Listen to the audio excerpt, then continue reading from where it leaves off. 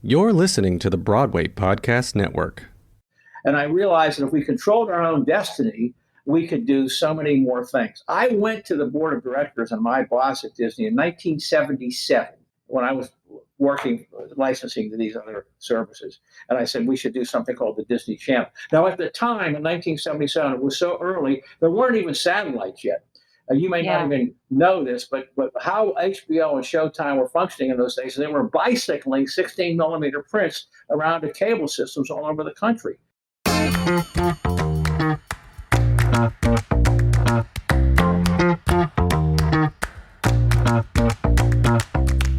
Hi, everyone.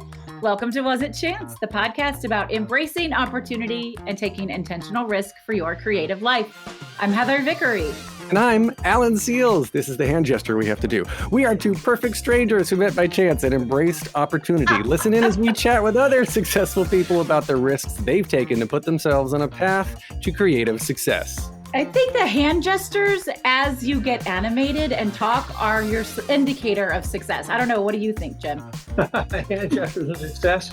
I don't know. Well, I'm Italian. Listen, I have an Italian heritage, so I know a lot about hand gestures, right? I mean, Italians can't even speak without using their hands. Exactly. They have the most creative hand gestures of anybody. So especially when it comes to expletives. That is true. That is very true. I don't know anything about that. Alan, can you introduce our guest today? You haven't seen the Godfather movies? Oh, I'm teasing. I'm being sarcastic. I'm the queen of hand gestures with expletives. So our guest today, you've heard him speaking just now, is Jimirro. He's the creator and founding president, yes, that's right, founding president of the Disney Channel and Walt Disney Home Video. And during his tenure at the helm of the Disney Channel, he was responsible for the conception, development, and launching of the fastest growing pay service in history. He's an Oscar Awards voter, which is really cool. The subject of a documentary called Jim J's Jukebox. He hosts his own lecture speaker series at the prestigious 92nd Street Y here in New York, and is the executive producer of the J2 Spotlight musical theater company, which was founded before the pandemic and is now starting its second season. So holy crap, Jim, you've had quite a little creative career here. I mean, that is a resume, my friend. It's been a great ride, I will tell you. And I'm just about in the middle of it now. There you go. I love that perspective. I don't even really know where to begin because you have done it all. I think I'd like to start. This is probably pre-Disney. I don't know. You'll have to tell us. What is the first professional, unexpected chance that led you down this path? Well, that's a difficult question. Let me frame it in a different way. You know, I was very lucky. From the time I was 7 or 8 years old, all I really wanted to do was work for CBS and live in New York. I loved my dad had taken me to New York. He wanted me to enjoy New York, and it just got under my skin. I loved the energy. I loved the theater. I loved the music. I loved everything about New York. I was a kid from Pittsburgh, by the way. And I knew I was always gravitated toward the quality institutions and wherever I went. And I knew that CBS at that time was known as the Tiffany Network. And I wanted to work for CBS because it was the best of all the networks, bar none, in every possible measurable sense. And I wanted to live in New York. And I made that happen. One day, I was living in New York, East 60th Street, between 2nd and 3rd, and I was working at CBS. The route to get to New York, it's actually rather a long story, but maybe I'll try to get it in 2 or 3 minutes because you may find it interesting. I knew I wanted to work for CBS. I'm now a graduate student at Penn State University. And I said, well, how am I going to get into CBS? I had summer jobs at WFIL in Philadelphia, which is another story. So in the spring of my graduate year, working on my PhD at Penn State, I sent a letter to the president of WCAU, Jack Schneider, who's still very much with us, really good guy. And I told him I was interested in the internal communication structure of WCAU. That here's an institution which is designed to communicate outward to people, and yet you've got this internal communications, and how does that all work? And what I wanted to do was go there for an afternoon, a day, spend time with him in the morning, and then each of the department heads at WCAU during that day, promotion, sales, publicity, marketing, production, programming. And then at the end of the day, I would circle back to John Schneider. Now, I will tell you something that is absolutely unequivocal. As I walked into that station that spring day, in I think 1962, I knew, and I'm absolutely not engaging in hyperbole here because I often wonder where this came from. I wonder myself where this came from. I knew they were going to offer me a job. The reason I holded the paper there is because I wanted to get a job there. I wanted it in, but I knew it was going to happen. I knew it.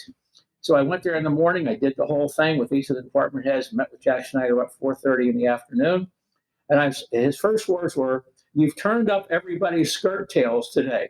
I still remember. I remember that colorful language, that metaphorical language, and they offered me a job.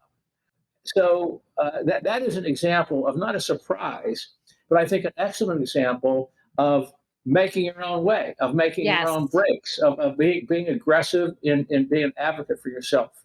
And then another thing happened, which got me to New York. So I ended up working in the sales department of CAU. By that time, I knew a lot of people there for the summer jobs. Left Penn State without my PhD because I was getting tired of academia. And also, by the way, one of the reasons I left is because I got involved with a group named the Penn State Thespians, and I was having so much fun developing musical comedies for the college audience at Penn State that I was neglecting my PhD studies. I thought musical theater was more fun. Well, you were right. Yeah, you're right. Yeah, of course. Absolutely. So I was working in the sales department of CAU. At that time, CBS was a very structured company, a wonderful company, and they had like a farm program for young, bright, promising executives. And that program was you started at a local station, of which there were 5 in the top 4 markets plus St. Louis, and then you would go to Chicago, and then you would go back to New York. That's how the farm system worked. And I was in that system. It was really an on-the-job training program for future executives of CBS. I didn't want to go to Chicago. I was eager to get to New York. I went to my boss, Frank Beasley, who was a good guy. And I said, "Frank, I don't want to go to Chicago. Can you set me up with somebody at CBS in New York?" And at the time, there was a guy named Cliff Menfield. He was director of management resources. His job was to find bright people in the organization and make sure they were properly developed. Frank, again, really a magnanimous guy, set me up with Cliff Menfield. I went up to New York to meet with Cliff, and he said, "Got something for you. Go see Willard Block." I didn't care what Willard Block did. It really didn't. Willard Block was a vice president of CBS. If I could work for anybody, it didn't matter to me whether it was promotion or program. I just wanted to be. And this relates, by the way, to my interest in communications. I love anything that has to do with communications. Part of which is theater. I love interpersonal communications, public speaking, marketing. I mean, anything that has to do with one person or group of people talking to another. So anyway, he said, "Go see Willard Block on the 23rd floor." I found a directory at CBS because I love Willard Block. He was the vice president of international sales. And oh my God, CBS and international. So I went up there and I met Willard Block, and he offered me a job. And now I was the second in command at the international division at CBS. I had gone to New York, bypassing Chicago, and I was doing exactly what I wanted to do from the time I was a kid in Pittsburgh, working at CBS and living in New York City. So in both of those instances, I did make my own breaks, and I will say that. And then the reason I'm willing to discuss that so much, not discuss it, but tell you about it so much, is because I always wonder where that came from, and it makes it makes me very empathic with young people who don't have that. If they don't have that ingrained sense of absolute, fundamental, almost irrational confidence, then how can they really get ahead in a highly competitive world? It troubles me very much in their behalf. But somehow I got lucky. I had it. It is not explainable, I don't think. And there it was. So that's what happened, and that's the 2 ways that I illustrate the importance of taking your life in your hands and bending the world to the extent that you can to your own aims. Jim, I love that. That is exactly what this show is about. So that's the question, right? Like manifestation, it isn't just a thing you think and then it happens. It's a thing you decide and then you behave in a certain way to make it happen. Yep. We create our own chance, and asking and leaning into those opportunities. I love your energy, and I love how you said I just knew, and that's a space that I work really hard to be in, is trusting the thing that I know about the end result and not how I'm going to get there. We're just going to fucking get there. It's going to happen because I've decided it's going to happen, and I'm not going to give up until it happens. Absolutely. Yeah, it's such a key thing. As I say, it does make me wonder about people that don't have it, because it is a tough world out there, and frankly, I still have that in me. But part of what happened to me is also, I have to admit, is a function of youth. There's something invincible about how you can feel as a youth. I think you inevitably get maybe just a little more cautious as you get older. You don't lose that entirely, but there's no doubt that having that inside me, coupled with youthful vigor and maybe even a little naivete, fine, that works well when you're in your early 20s. Works brilliantly. Yeah, sure So does. how old were you then when you became second in command of International Space Station relations? That was even before we had cyberspace. I was at 20, 27. Wow.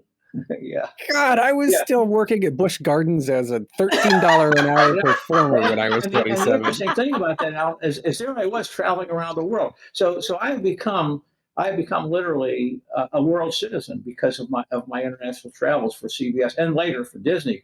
So that I have friends all over the world. I'm familiar with the world because I was in that job. I was traveling 7 to 8 months a year out of the country. So I became quite familiar. And by the way, it's also interesting, and just a sidelight, when I started traveling internationally, which was 1968, Europe still had a lot the world in it. I feel sorry for people today in the sense that when you go to Europe, it's becoming it's the global, right? I mean, there's still a lot of things you can find, but I remember the old hotels and the old restaurants and the feeling, because that was only 23 years after the end of the war, so it was still fairly young compared to today. So I came in at the tail end of what some people might call the old world. I think having had a chance to experience that really has been wonderful for me. And my wife and I still do a lot of international traveling, and that makes us happy.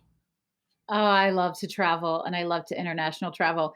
Jim, I'm curious, how much of this mindset that it sounds like you've always had, do you think was passed down from your parents? Like, how important is that in having the confidence to go out and create your dreams? Inherited confidence.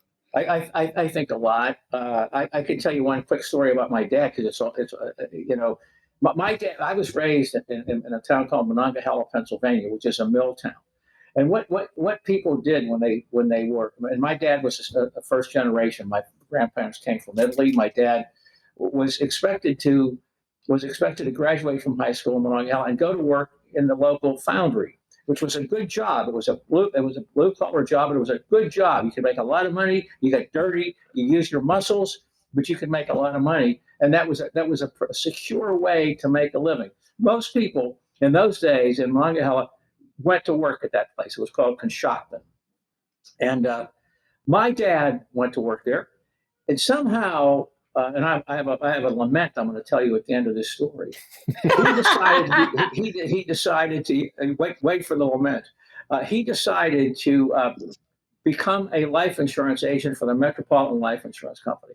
Now, I always think about that. At the time, my dad probably had one suit, and he was, if any, in this blue collar world, and he left all of that security and all of that expectation, and became a white collar worker for Metropolitan Life, ended up becoming a pretty high level executive at Metropolitan Life, and really changed his destiny and his life and mine in the process.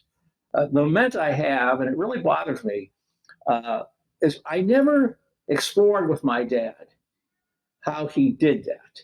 What was he feeling when his sisters and his brothers and all of the people he knew were back in Monongahela? What motivated him to move out and do that? Where did that come from? Was he scared? And my mother, I would ask her the same thing, because I know, of course, she was ultimately, the supportive person, and she was with it all the way.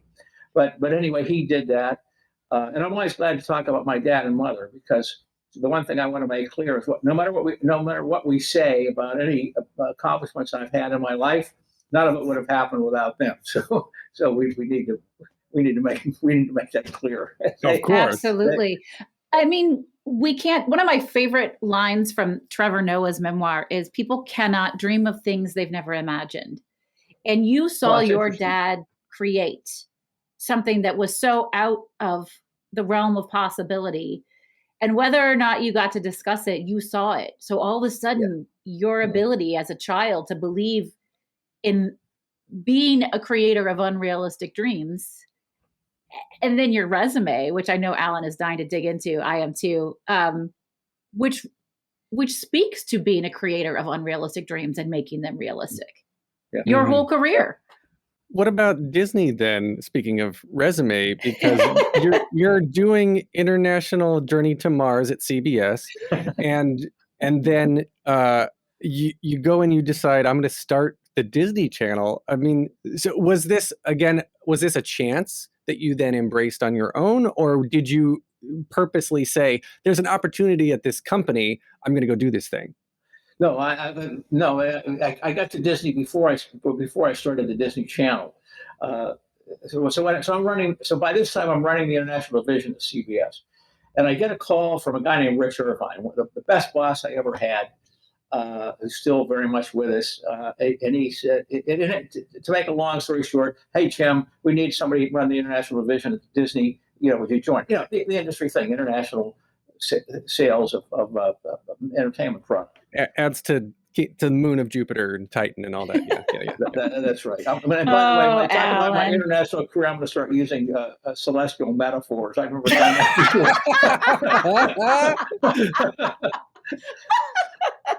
I'm going to put on Sinatra doing "Fly Me to the Moon," make you happy. There's some Uranus jokes in there that we won't touch. Oh my goodness. We can't take you out in public, Alan. We just can't. That's why we're recording at home. Anyway, go on, Jim. Go ahead. And obviously my answer to Rich was no. Why? Because all my life I wanted to work for CBS and live in New York. Why would I leave CBS and leave New York? No. Rich Irvine is a very persistent person. Every Friday we call him and upping the offer. So finally he said, "Jim, you only have to give up half of it. We'll set the international department in those days was headquartered in Europe, right? More than Asia. Asia today has become more important." So he said, "Look, Europe is our big market. We leave CBS, but you don't have to leave New York. We'll set up the whole international division in New York for you." Wow. Wow. So I said, okay, I can give up one of those, if not the other. So I left CBS, moved from 6th Avenue to 477 Madison Avenue above a Lamston's, and I set the international division up for Disney in New York. 8 months later, Rich Irvine resigned from Disney to become the first president of Rolling Stone magazine. John Winter had never had a president until that time. And Rich went up to San Francisco, one of the really bad career moves for him, as it turned out. But a good one for me. And they offered me Rich's job. I am now at Disney for 8 months in New York. Didn't even know many people out there, and they offered me a job to run, a major division at Disney. How old were you? 31, something like that. That's so incredible. 31. Holy shit. Wow. Sorry to interrupt. I just had to know because it's amazing. So at that point I said, there are so many more qualified people to do these jobs than there are jobs. You got up that pyramid. So I'm being offered an opportunity that may never come again just because of timing. And if I give up that for New York City, I'd already given up CBS. Maybe I want to be sorry. So I left New York So by that time, I was employed by Disney, and I went out and run this division at Disney. That was in So you moved to Europe? No, I moved to no, I moved to Burbank, California. Yeah, you were like, you said divisions in. Okay, never mind. Okay, moved to Burbank. You sorry, it was in 19 what? I cut you off. 73. 1973. Yeah. So, no, 74. I joined Disney in 73 in New York, and then in the summer, early spring of 74, I'm now living in Burbank and running a division at Disney. That was the best career move I could have ever made in my life. A lot of people say things always turn out for the best. That, by the way, is nonsense. There's absolutely no way to know whether things have turned out for the best. It's impossible. You can only know they turned out great, right? You can't know what would have happened. Oh, right, because you don't know the other options. Yeah, you don't know. But, you're not a multiverse expert. No, that's right. I love that. There are two reasons why it was the best career move I could have ever made. One, the Disney culture was absolutely perfect for me. It was yet another high quality company was filled with people that I could completely relate to. High integrity, honest, purposeful, relatively fewer games than you have at many other corporations. Obvious games, of course, but relatively fewer. And just a whole ethic, ethos, culture that would work for my temperament. Secondly, the company was grossly undermanaged. Walt Disney had died in 1966. When I got to Burbank in 74, he had only been dead for 8 years. People were atrophied. Walt had never had a succession plan. He had never talked about anything, but people who worked at Disney were in service to him. So that people weren't motivated. They weren't paid to come up with ideas, to be innovative, to do anything out of the box. They were paid to support him and his dreams. When you're a genius like Walt Disney, you're probably likely to surround yourself with people like that. I didn't have that burden. I was a young kid out of New York City. I didn't know Walt. And so I was able to step into a massive management void and make a lot of things happen. So it turned out to be, we don't know things turn out for the best. I can't imagine a better route. Yeah. That's how that happened. Yeah. What I love so much about that, and for folks who are listening, we suspect our listeners, A, just think we're hilarious and they love meeting cool people like you. But B, like we just know through no market research at all that they think we're hilarious. But also that they're looking for insight as they also try and do this work to manifest their own creative success. And you had to make the decision, Jim, to give up something that had been your lifelong dream to move to California. You had to give up New York, which had been such an important part of where you wanted to be. And, we don't have to get into why you made that decision, but I just want people to hear it, right? Like sometimes we have to let go of something really good to embrace something really great. Yep. Did you struggle with that decision a lot? I mean, obviously you said no originally because you didn't want to leave New York and CBS. Then you left just CBS, stayed in New York, and then it was kind of like peeling back the layers of the onion of resistance. Yeah, right.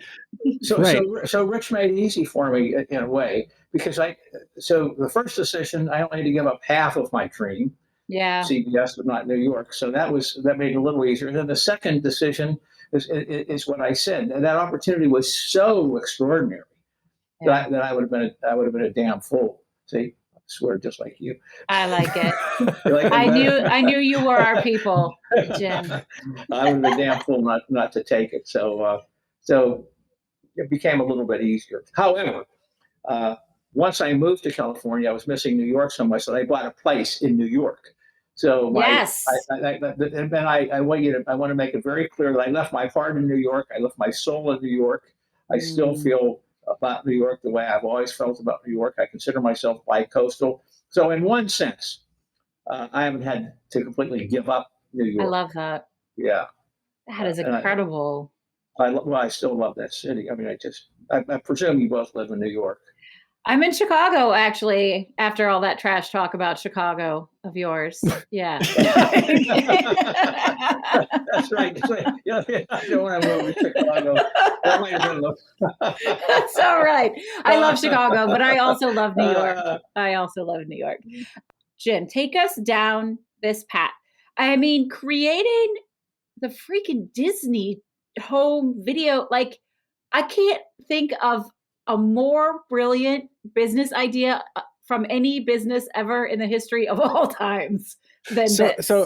So technologically, so 79 to 85, you were the president of Walt Disney Home Video. So VHS and the VHS beta war was basically coming to a close around 79, 80, right? Yeah. And if I'm remembering correctly? Well, I think I'm trying to remember the exact dates. I think by 79, VHS had pretty much won that battle, and beta was to the trash bins. Yeah. We had beta videos. I remember that. Because beta was a better system. JVC had better marketing. Beta actually was a better system, as it turns out. That's fascinating. You know what I heard was whatever porn does, that's where the industry goes. Oh, yeah. So porn released on VHS, and that's what took it that way. Porn started this whole thing. There's no two ways about it. So we can thank porn for Walt Disney Home Video. Got it. Cool. All right. No, that's literally. I mean, you're laughing, and you should, but that's literally true. That's literally true. I mean, wow. Porn to the comfort and solitude of your own home. I mean, come on. You're at Disney. You're this wonderful executive there, and of course, you come in this great guy who wasn't beholden to Walt Disney or the legacy that is, or working for him directly. Was it hard to convince? Like your whole career is making things happen, of just looking at it and being like, I'm going to do this, and then just not stopping. And so, at what point are you looking down the path of your job, your role here, and you're saying, oh, there's opportunity here. Let's make a whole cable channel, put it behind a paywall, which has never been done before, and send it out to the nation. And then like, was home video part of this, or was that a separate sort of endeavor? So I'm now running a division, part of which is to license our movies to HBO and Showtime and other pay services. We license our movies in the secondary market that include schools and churches and clubs and prisons and pay television services. So I'm doing this in 75, 76, and I'm looking at the numbers, and I'm looking at what Disney means to the HBO service and the Showtime service. Our numbers were just through the roof. And I looked at the economics of pay television for a very different economic configuration than broadcast television. That was new phenomenon at the time, right? I'm looking at that economic, because I don't think Disney could have ever had a commercial channel to compete with CBS, by the way, if they'd gone that way. But the economics were such that we could do our own thing. Now, when you license your movies to HBO and Showtime, one thing you got to know about that is it's completely risk-free. You don't have any investment because the movies are already there. You don't have any marketing thing. You just collect the license fee and put it in the bank. But the take is relatively limited. And I realized that if we controlled our own destiny, we could do so many more things. I went to the board of directors and my boss at Disney in 1977 when I was working, licensing to these other services. And I said, we should do something called the Disney Channel. Now, at the time, in 1977, it was so early, there weren't even satellites yet. You may not even know this, but how HBO and Showtime were functioning in those days, they were bicycling 16 millimeter prints around the cable systems all over the country. What? What? Yeah, that was before satellite, right before satellite. So I was talking about a relatively small service that would grow with the industry. In 1977, they turned me down because of the reasons I discussed earlier. They were trying to figure out what Epcot was. That was a big problem for them because Walt had dreamed about this Epcot project in Florida. He didn't really have time to define it carefully before he died in '66. They opened Walt Disney World in 1971, and they woke up after a year later, once Walt Disney World was successful, and said, gee, what in the hell did Walt mean by Epcot, experimental prototype community of tomorrow? They literally couldn't get their heads around that, but they wanted to. They wanted to make Walt's last dream, which was Epcot, no doubt, come true. So they were focused on that.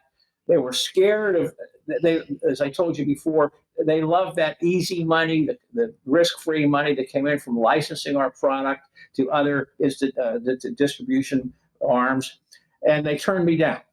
And they turned me down for 5 years. Five. So 77 through 82, 5 years. So now, by coincidence, in 78, I start Walt Disney Home Video, and that, of course, takes off like a shot because the whole industry did. And during that 5-year period, when we were just booming in home video, actually exceeding the revenue of theatrical, we've been in theatrical since 1934, and now all of a sudden, within a couple of years, home video is a bigger business. But during that whole 5-year period, I would come back to Card Walker.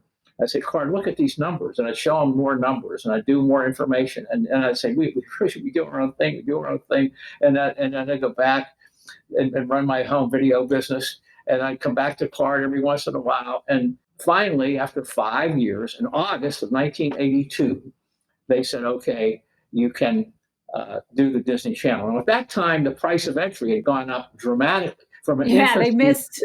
They missed. I remember in those days handing a guy a check for $19 million. I still remember. I have a picture for the 2 satellite transponders, the new Galaxy satellite we had to get on $19 million.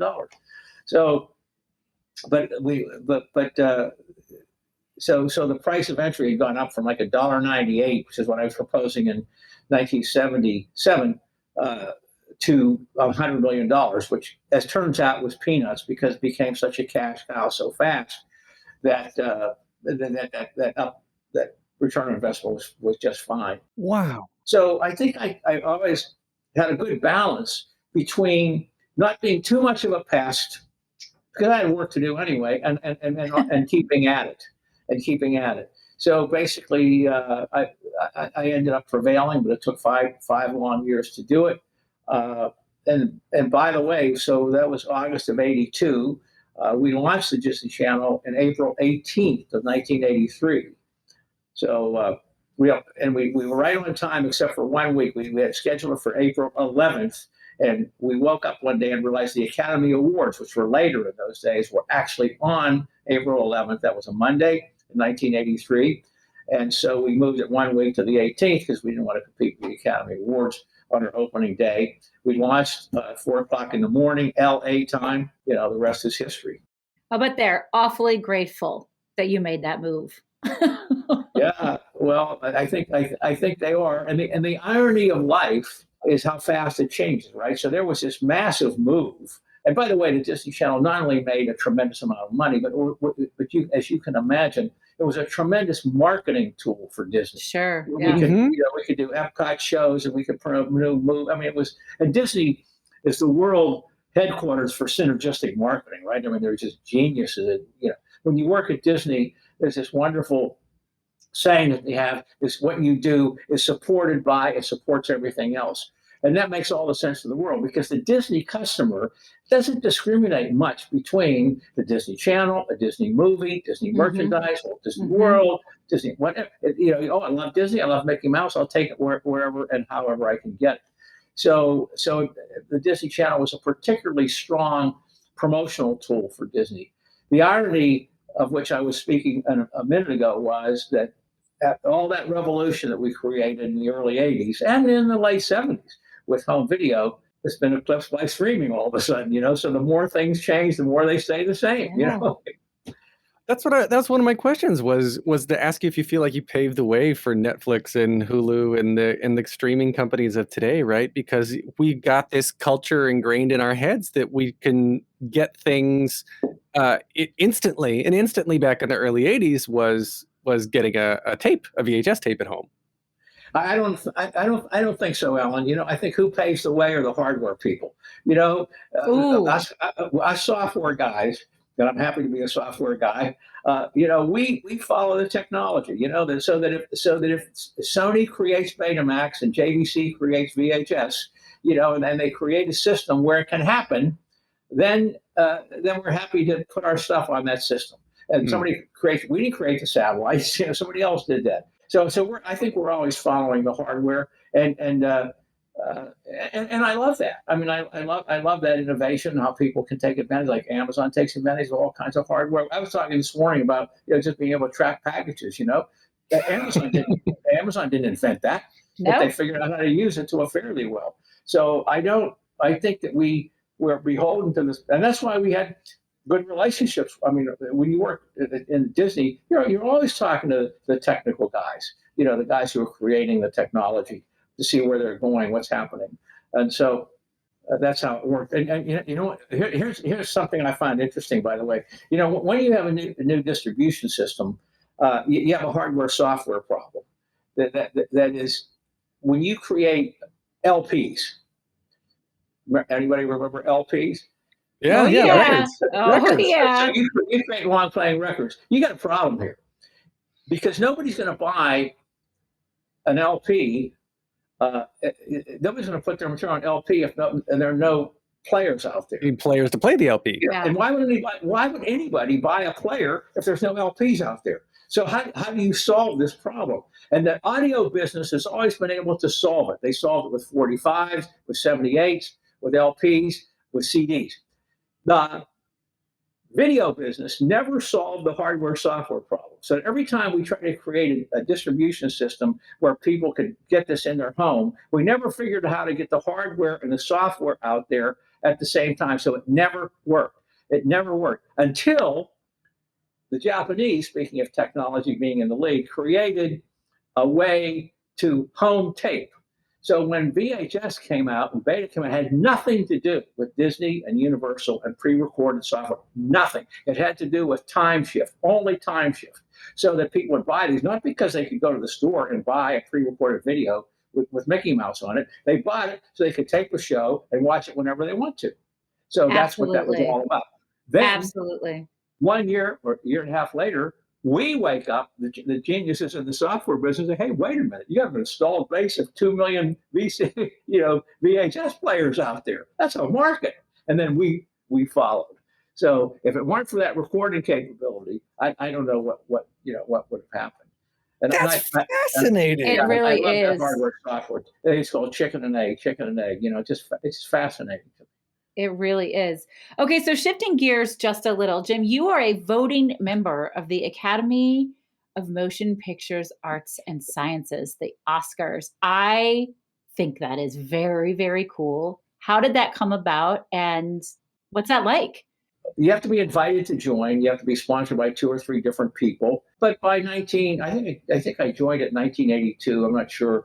I was fairly well known. It's a small industry like anything else, and I had 3 or 4 sponsors, and I was invited to join, and I did. So I've been a member of the Academy for almost 40 years. Wow. But it's become a little bit easier to get in that because of their efforts for diversity has enabled them, has encouraged them to get more people into the fold faster.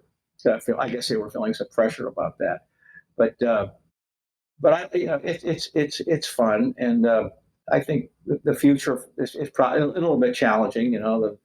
They get 80% of their money from the TV show, and that's been been done poorly in the ratings recently. So there are challenges afoot. Oh, that's interesting.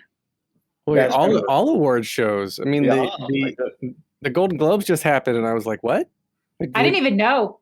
I literally didn't even know until I saw the news the next day, which means there's a marketing issue too. So well, they didn't have any TV, of course, so they just 500 people in a room at the Beverly Hilton Hotel doing having a dinner and giving out statues. I mean, who cares?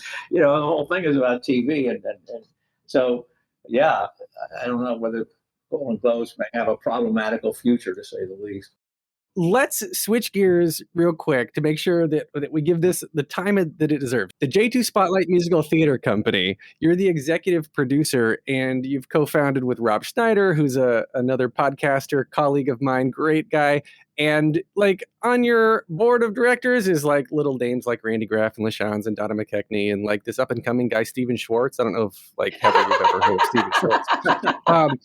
But where, good God, why, out of everything that you're doing, you started your own public company, so J2 Communications in 1991. Is it related to that? Because side note, and we're going to come back to this, J2 Communications also acquired the National Lampoon franchise. So we'll touch on that. But yeah, in 91. So J2, the theater company, what is this? And you're about to start or have started your second season, right? So let's cover all this. Well, I don't know what I have the words to express the passion I've had through my life for musical theater. I don't know where it came from, but I love it. I've seen everything, and I would live through the golden age. One of the golden ages was the 50s, 60s, and 70s. I was living in New York, and I just love musical theater. I always wish I could do something. I went to the Studio 54 to see a 50th anniversary stage greeting of the Happy Time. Anybody remember the Happy Time? No. It was a Candor and Ebb show. It was really, really nice. Started Robert Goulet at that time. And it was 50, it would have been about 53 years ago now. And I liked it very much. I had seen the original cast. I saw everything in those days, everything. Even when I moved to Los Angeles in 1974, I was back in New York often enough. Well, I was at Penn State. I would drive to New York to see musical theater. Then I worked in Philadelphia. I would drive to New York. I mean, and straight dramas as well, but musical theater. So anyway, I love this. A friend of mine. Do you know Jimirro? I've heard the name. Yeah, he's an actor around town, and I got to know him on the cruise ships. And I called Jim and I said, Jim, who did that? That was really terrific. And he said, well, a guy named Rob Schneider. So I called Rob. And I said, Rob, I introduced myself and invited him to lunch. And he recommended the Applejack Diner at 55th and Broadway. And by the way, Rob loves diners, and Rob and I have lunch frequently, and we never go anyplace but a diner. I love that. That's our fear. We're not going to Michael's restaurant. And we obviously had a lot to talk about, right? When people love something concurrently with each other, they talk about it, and we had a handshake at the end of that. So we founded this company. Rob has obviously been just terrific, just the greatest partner you could have. He's a remarkable guy, and we did our first season in 2020, which I think when I met Rob, it was probably the spring of 19. So we got it up pretty fast and did our first season in 2020. We do 9 performances each show, 1 dress rehearsal and 8 performances. I've seen every one of those for each of our 2 shows. Because why I'm doing this is because I want to be around people singing musical comedy songs. That's why I'm doing this. I want to be around it. I love that. I do it because it brings you joy. I cherish this. I mean, we were in the auditions in New York last week. Went back for them, and just being in that room and watching these people being so wonderful with this great material. One of which is a play by Stephen Schwartz. Speaking of the guy to whom you earlier referred, that little guy, yeah. Well, one of 2 people who had 3 musical shows simultaneously on Broadway. So I guess the manifestation of creating now your own theater company, because going back to the very beginning of our conversation, you were like, I love theater. I love musical theater. And it like you were saying, it guided you through where you are and into the entertainment world and everything. And then you didn't want to leave New York, and then have found a way, created your own success to make your way back here while still, are you still working in LA? Are you ever going to stop working for doing things out there? Or are you like more of you're saying bi-coastal now, but are you trying to transition less into work mode and more into leisure mode? I'm in 2 things, Alan. One is this musical theater project with Rob.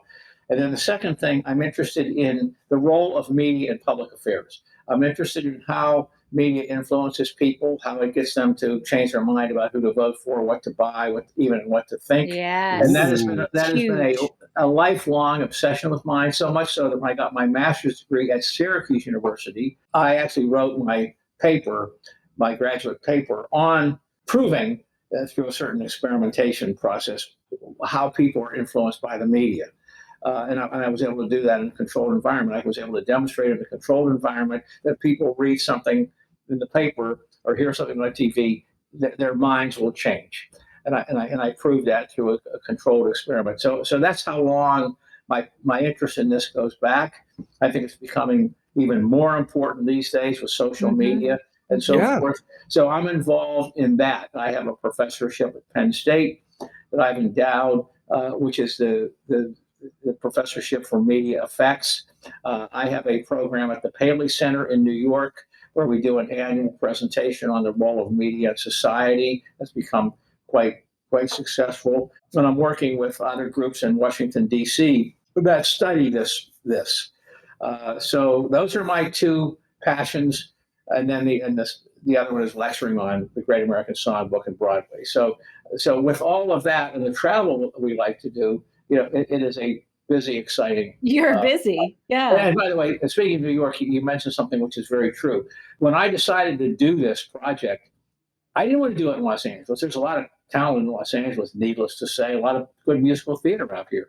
But I wanted to be back in New York. I wanted to be right where we are, on West 42nd Street. I wanted to do it in New York. I had never been involved with the creative community as directly as I have been in this project. And I am, to this moment, still overwhelmed with the amount of creative talent there is in New York, that closed community where people just stroll over to 42nd Street for the auditions.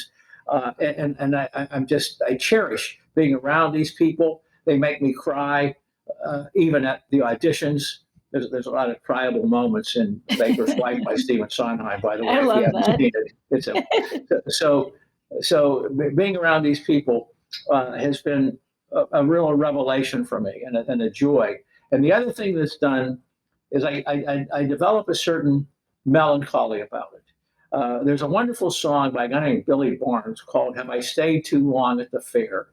You can look it up. It's an amazing song about people that came to New York. If you can make it there, you can make it anywhere. But there's another side to that. But there's another side to that. The other side to that is, what if you don't make it there, and you have to go back to Des Moines, or you have to go back to something that you're not interested in? And by the way, a lot of people, especially in the show business, don't make it there. So there's most by definition, exactly, most. So there's a melancholy. So when I sit in that audition room, as I did a week ago, and I see these people who work so hard and who have so much talent, and I recognize, just as you said, that most of them are not going to make it. They're going to end up, living somewhere else, doing something else, and I find a certain melancholy about that, which really touches me. It really touches me. It makes me completely understand what Michael Bennett was going through when he did A Chorus Line, trying to tell the stories of these people, in this case dancers, who are trying to make it, who want it so badly, most of whom are going to get rejected. So it's a poignant experience for me, all of it. Yeah.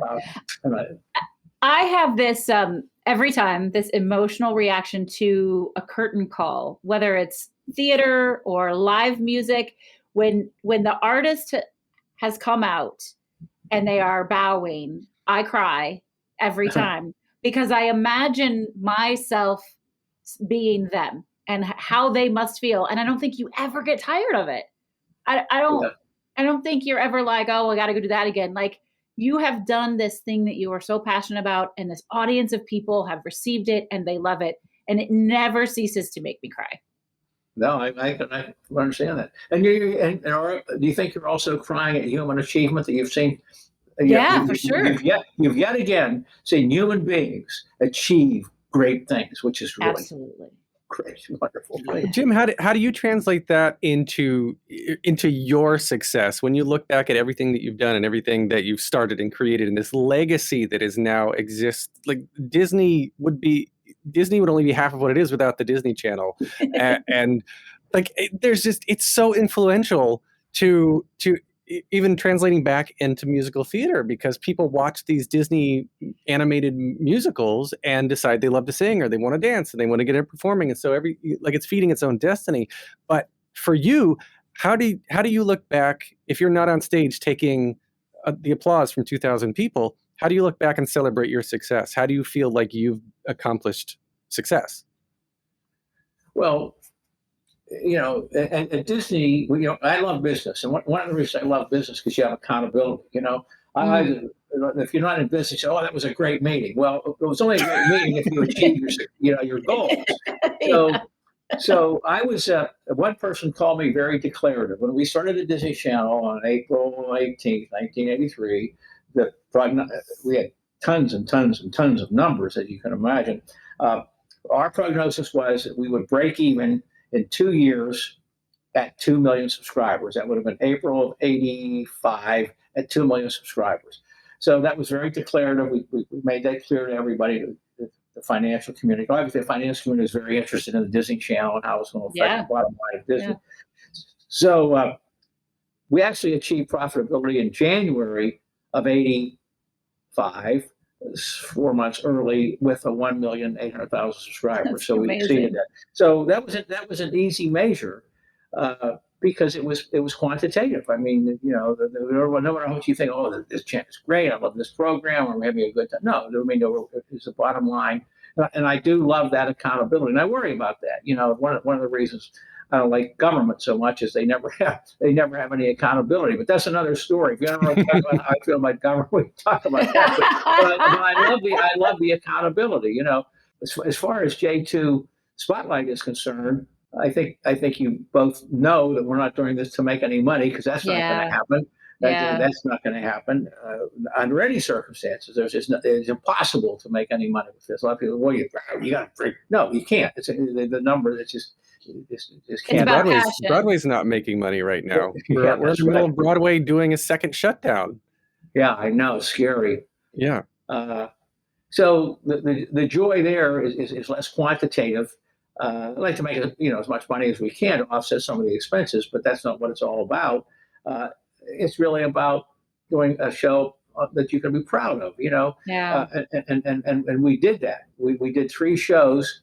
Only 2 of which got mounted because of COVID. And I was proud of all of them. They were wonderful. We did exactly what we were going to do. And I got a chance to see them. I got free seats,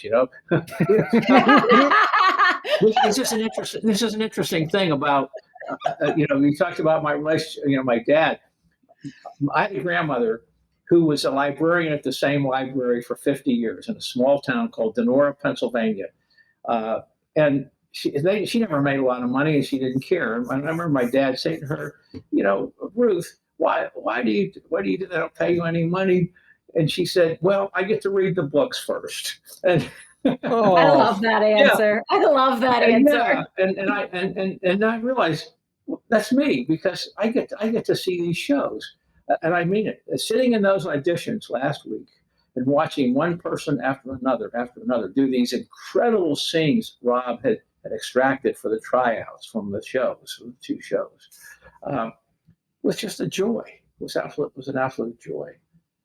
How do you find your ideal creativity? Where do you sit in your mind, or do you do a sort of a metaphysical practice? Do you meditate? Where do you go emotionally to find yourself at your most creative spot? I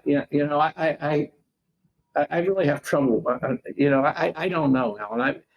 I think mainly it's instinct.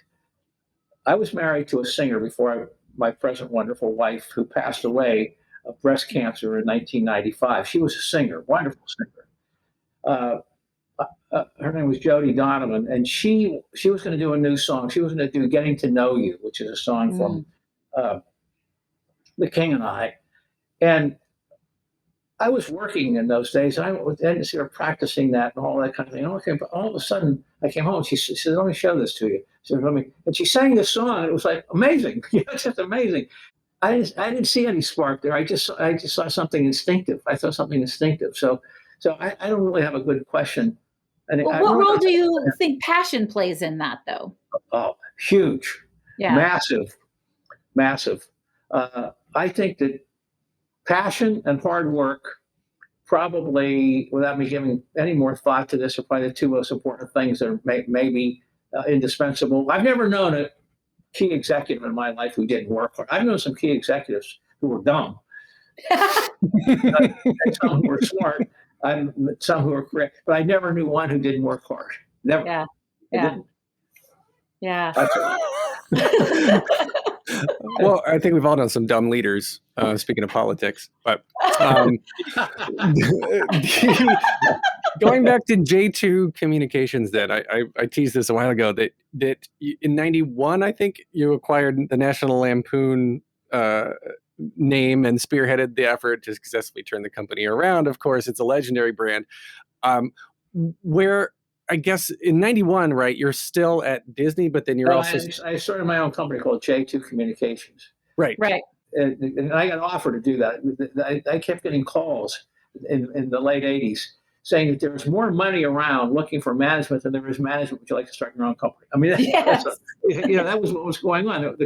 We were really a capitalistic society. So that's what I did. And then we were successful.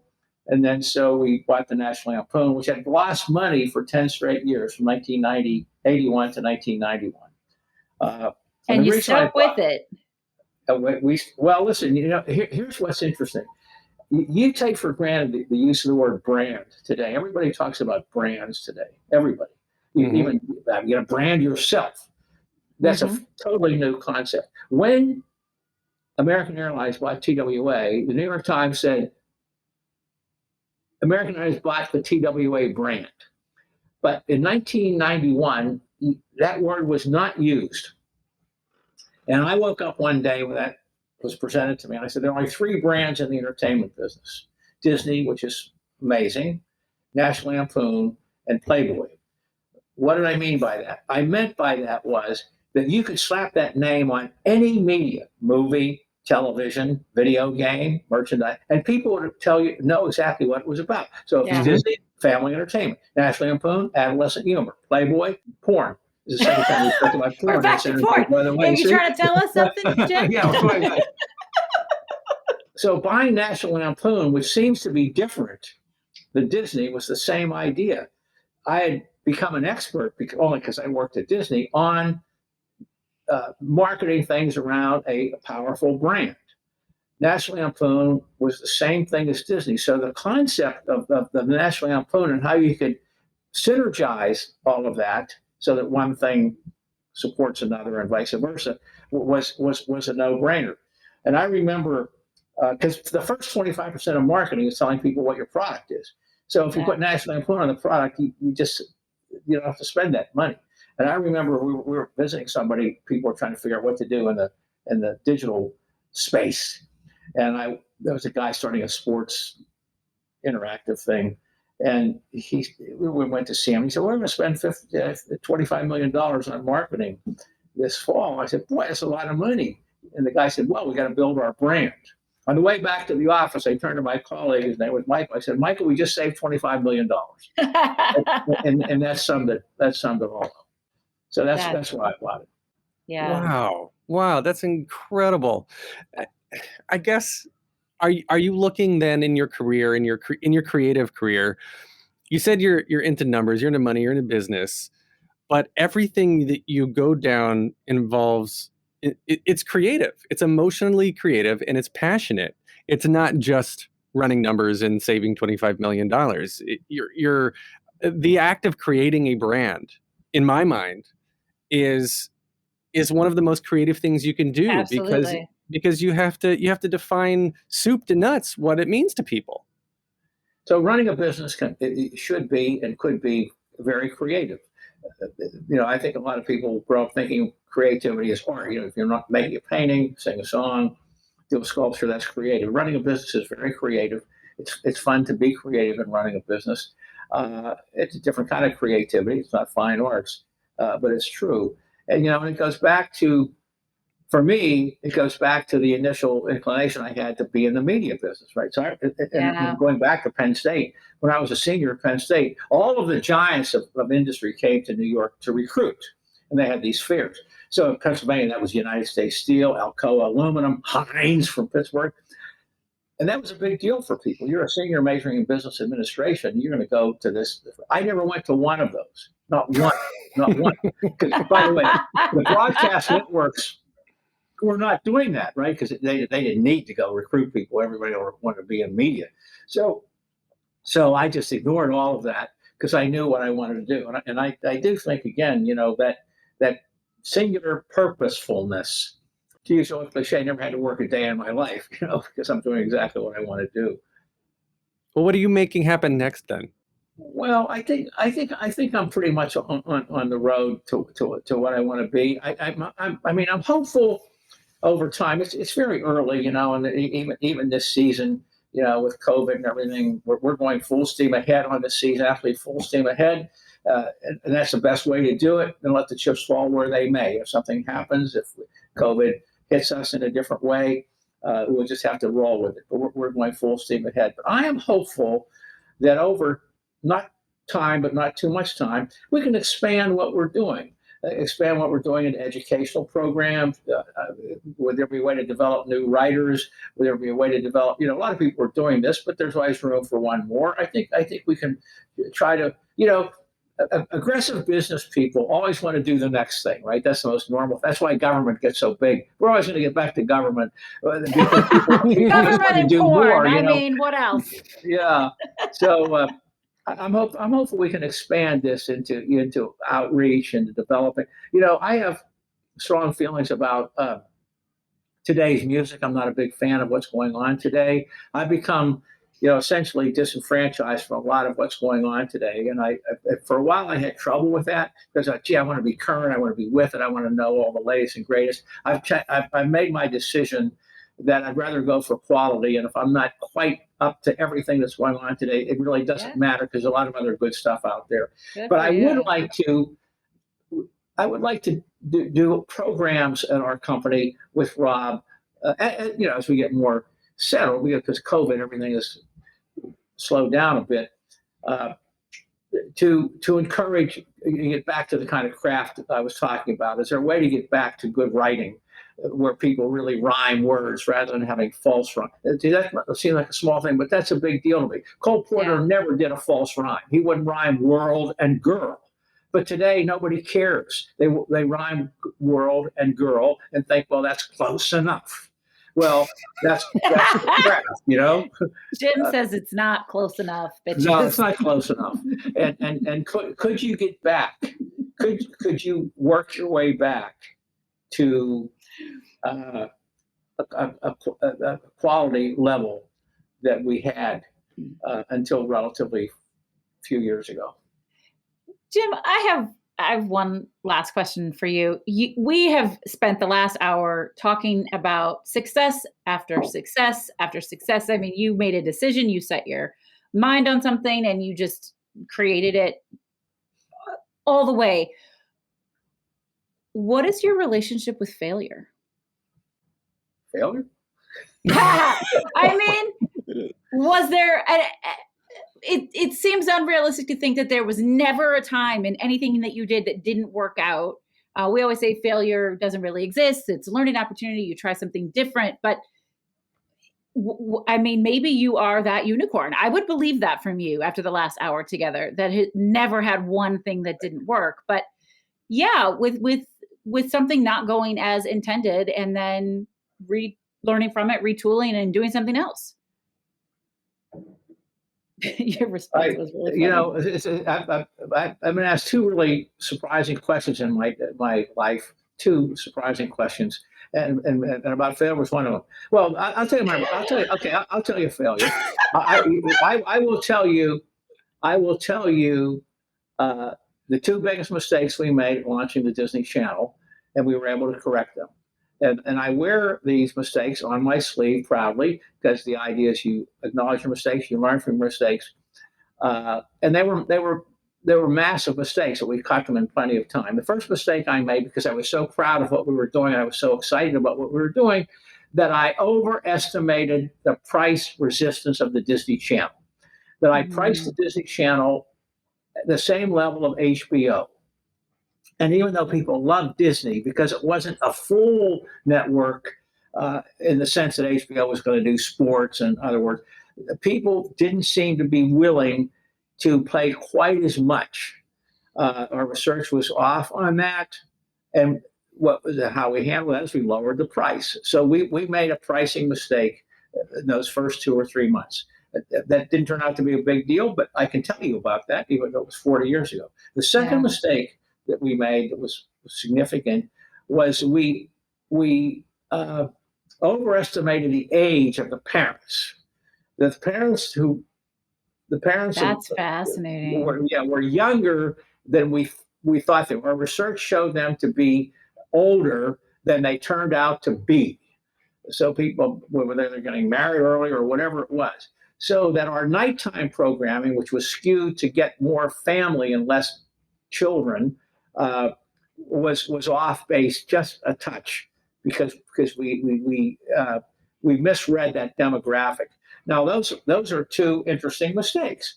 Now, if you think about the fact that we made 17 million decisions to do this, that's okay, but they were big mistakes, and it's fun to talk about them because who among us, so those were two. The other thing, of course, was we had shows that didn't work. We had more original programming on the Disney Channel in the first year than HBO and Showtime combined. Even by 1983, they were just conduits for existing movies. We had 13 new series on that channel on day one. 13. Wow, that's a lot. Yeah, 13.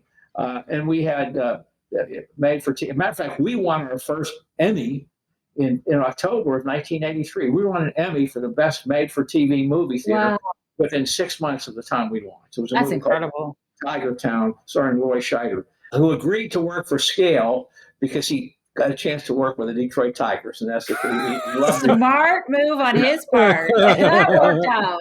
Yeah. So, but we had certain shows that didn't work. The context of 24/7, that was okay.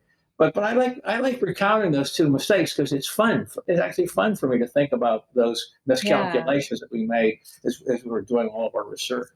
Well, I really appreciate you sharing all of that because it's easy for people to hear your story and just think that you had the golden touch, which I think you probably do, but that there was never strife, that there was never difficulty.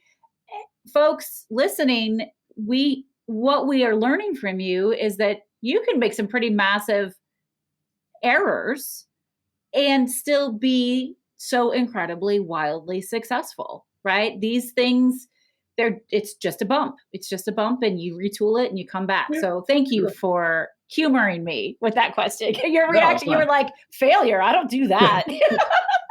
I don't use the F word. And the other thing that's interesting to talk about is it's hard. It's hard. When we're doing the Disney Channel, it's hard. Even though you end up, and I remember like the frustrations you have. So TV Guide was a big deal in 1983. People still got TV Guide, and they went to TV Guide to decide what they want to watch because there wasn't digital guides in those days. And they wouldn't put us in. We had say 500,000 subscribers, right? Which was we were on the road, and they wouldn't put us in there. And so I went down to Radnor, Pennsylvania, to meet the president of TV Guide. I said, "Look, and he said, "Look, Jim, it will take us 35 pages." To do the Disney Channel. If you look at all those programs over 7 days, that's 35 pages. That's 35 pages of paper we have to buy and all that ink. And until you get a little more, we can't afford to do it. So I still remember walking out of that meeting saying, gee. But we eventually got into TV Guide. But that's typical of we gloss up. We're having fun in this interview, like kind of top line.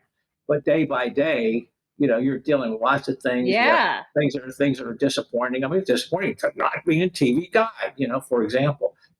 Turned out okay.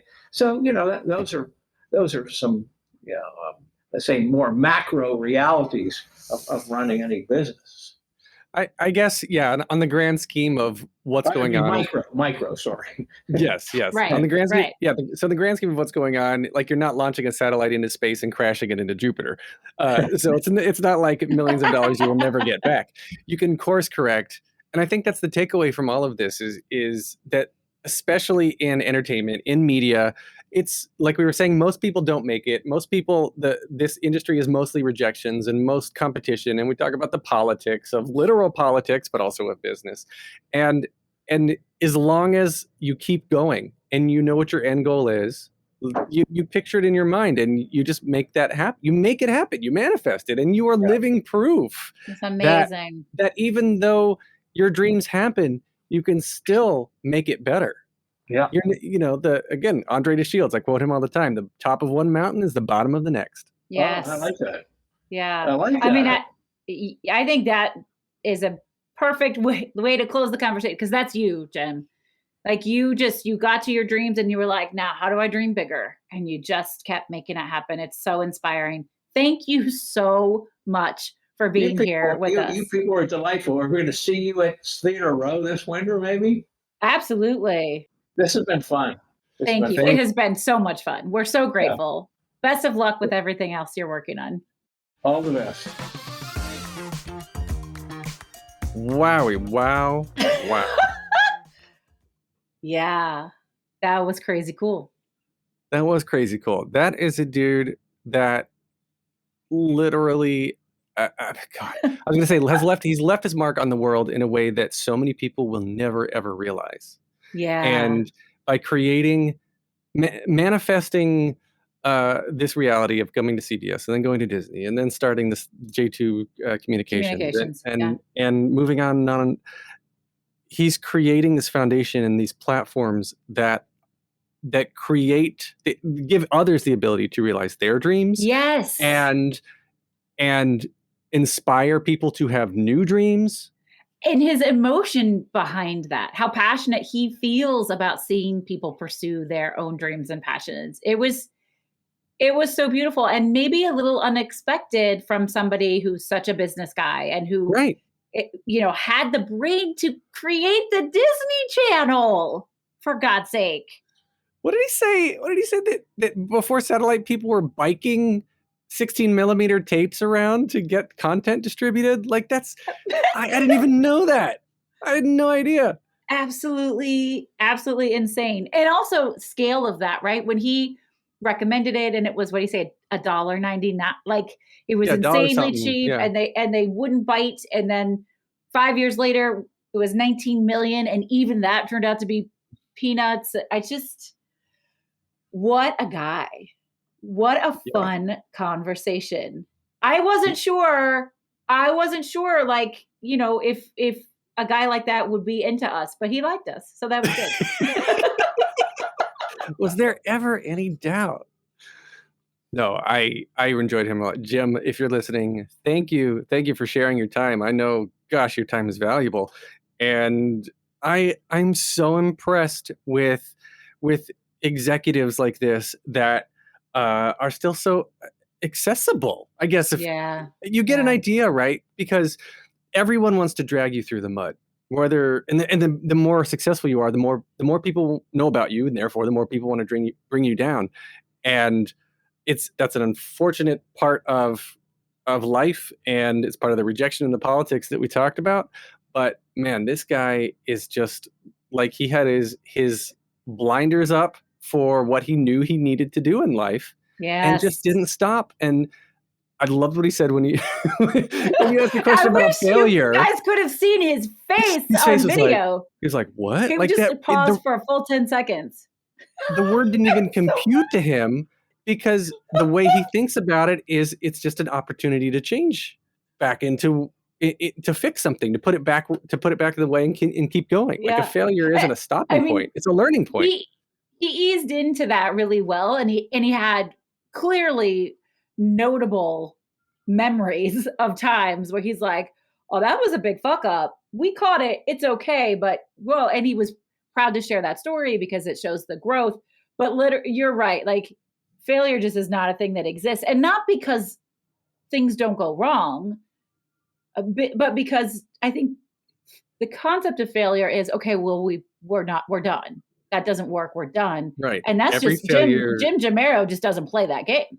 Every failure is an opportunity, not a stopping point. Yeah. It was so good. I love this show. I love you. I love you. I'm so glad that we get to do this. I mean, is this the coolest thing in the entire world, or what? This is so unique and different. And listeners, we hope you think so too. Why don't you turn to that person next to you sitting on the subway or, on the commuting train right now and be like, "Hey, I'm listening to this great podcast. I think you need to listen to it too. Here you go." Share And it. here's my number. There you go. And here's my number. And here's Drew Gasparini's email. And you can just absolutely. We would really appreciate it if you would subscribe, rate, and review the show. We want to be in a world where those things don't matter, but we're just not. They matter, and they make us feel good. They make our little tiny hearts explode a little to see your reviews. And if you can now review on Spotify, that's new. Mm-hmm. You know what, though? Talking about marketing and branding, the word subscribe is out. That's so 2021. Follow. Now you follow podcasts because the majority of people who have never listened to a podcast think subscribing costs money. Oh, that's fascinating. Okay, follow us. So follow us wherever you are listening now. Wherever you are listening. And review. Rate and review. And make sure you check out J2 Spotlight Musical Theater Company. You can get more information, read about Jim, get tickets at j2spotlightnyc.com.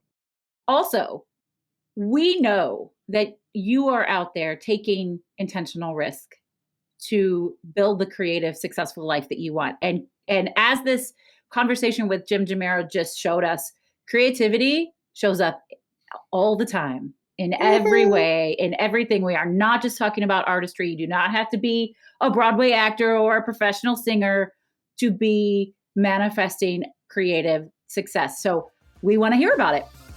Just like Jim, let us know if you're a business owner, how are you being creative? Yes. How are you creative and embracing chance to intentionally manifest your life?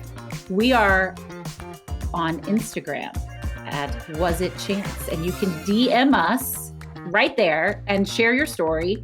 And once we've collected a few, we're going to do a standout solo episode sharing your chance encounters and stories. We want to include you.